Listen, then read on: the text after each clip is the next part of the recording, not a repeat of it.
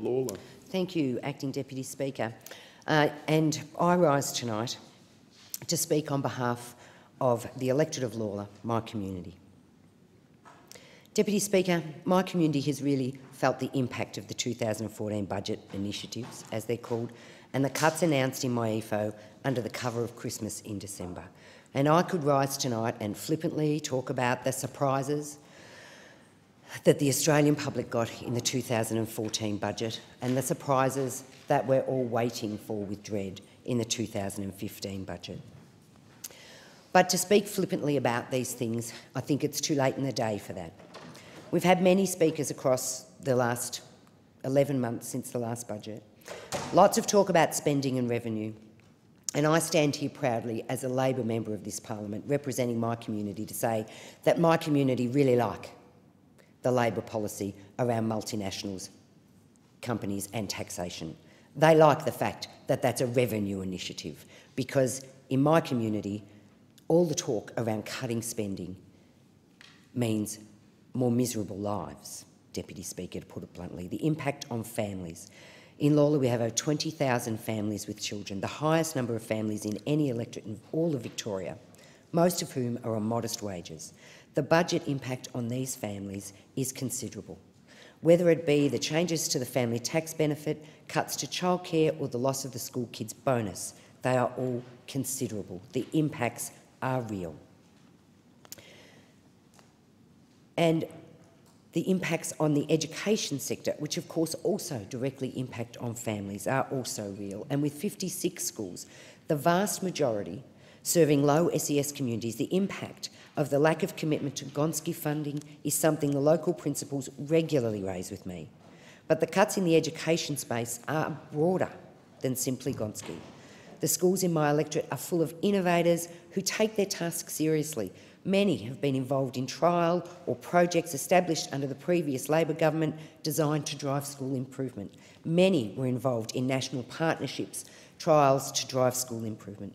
And the schools in my community take student learning and the improvement of student learning seriously, and they applied themselves with rigour, with imagination, with innovation to that task and had great success. Deputy Speaker, so many of these projects have been cut or had their funding reduced. The government has cut the National Cadetship Program, the Education Department's online diagnostic tools program. They've abolished the Standing Council on School Education and Early Childhood Joint Working Group to provide advice on students with disability. They've ended the development of the Australian Baccalaureate, abolished the Improving Educational Outcomes program, reduced funding to Child Early Learning and Professional Support Program, reduced funding to the Tertiary Education Quality and Standards Agency and the Australian Institute for Teaching and School Leadership. The list goes on and on. We talk here often in simple terms, trying to drive those political points. This litany of woes for my community, Deputy Speaker, is what I'm here to do tonight. It is because the people of my electorate, the people of my community, tell me when I'm home in the electorate, Joanne, go up there, get back up there to Canberra and tell them what these spending cuts mean. Deputy Speaker, after an historic low university attendance rate that was lifted post the Bradley Review into higher ed, with the low SES and changes to youth allowance providing incentives previously rarely utilised by the young locals of Lalor, the fear of taking on a $100,000 debt in order to gain a university degree has the potential to push down the attendance rates once again and leave young people with a huge debt at the start of their working lives. Deputy Speaker, this cruel budget has far-reaching, debilitating impacts on education at every level, from early childhood through to higher education, through to postgraduate study. And Deputy Speaker, it reflects a difference between those opposite and those on this side. Education for those of us on this side is about investing in our future. To those on the other, they merely see it as a cost. We've also got impacts on pensioners, New Start, employment services. It's not just education that has been impacted in my electorate. We've talked a lot about pensions today, Deputy Speaker, and I've been on my feet twice on that issue, so I will move tonight onto health. When we turn to the health sector, my local community is basically frightened. With a current bulk billing rate of 93% in the community. The impact of a proposed GP co-payment, or as we saw in the media yesterday, the follow-on effect of the freezing of the GP Medicare rebates to current levels, will also be considerable. When the proposed co-payment was set at $7, this was estimated to be an $11 million impact on our local economy. $11 million diverted from our local economy. This will be true if it's the $8 hidden cost that we're going to see now, because by stealth, this government insists it will continue to pursue this. The cuts to health funding have the potential to impact on services at the Werribee Mercy Hospital. Now, Deputy Speaker, this is a service, a hospital that was designed to serve a population of 90,000 that is now serving a population of 200,000. This service is desperate for additional funds, not cuts. And cost shifting to the state sector, to the state government, is not going to see money rolling into the Mercy Hospital to service those 200,000 people. And today in the media, we see services in the mental health field worried about their future after June 30th, when their current service agreements reach their end. And this is a pattern from this government. There has been a pattern of leaving different sectors in limbo as they wait.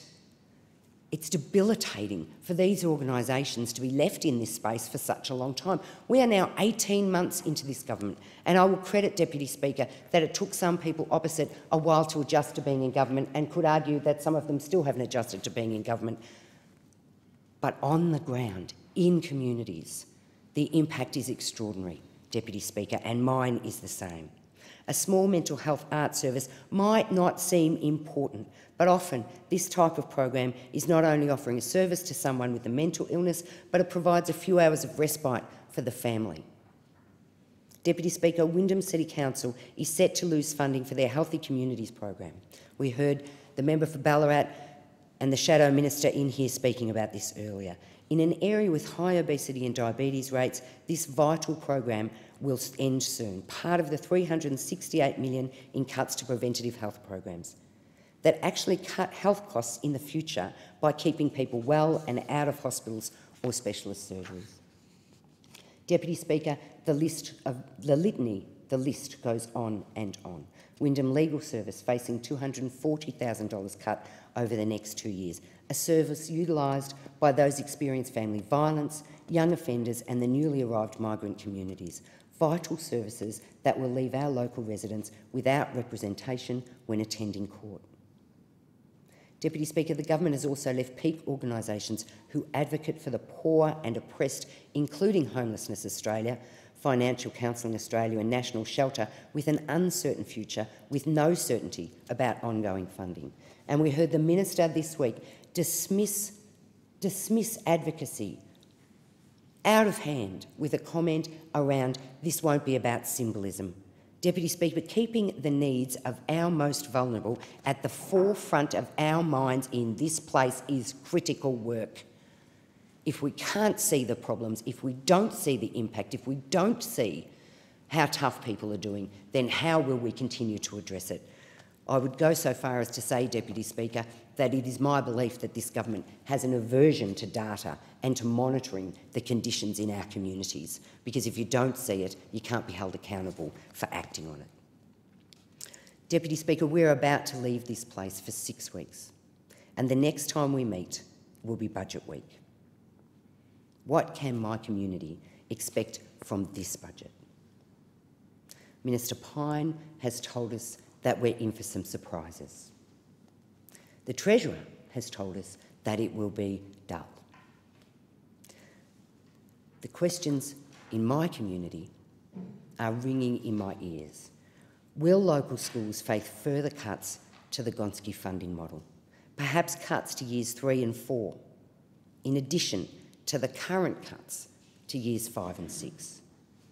I have no doubt there will be changes to higher education, as Minister Pyne has already indicated his surprise. Having failed to secure agreement on changes to New Start in the Senate, I have every reason to believe those on pensions, the disability pension and New Start payments in Lalor and across the country will be targeted in this year's budget. Deputy Speaker, I hope I'm wrong, but I'm already standing here knowing that the cuts to the health system are leaving my hospital unable to service a community of 200,000. Deputy Speaker, I ask this government to please stop talking about spending and start having a look at revenue.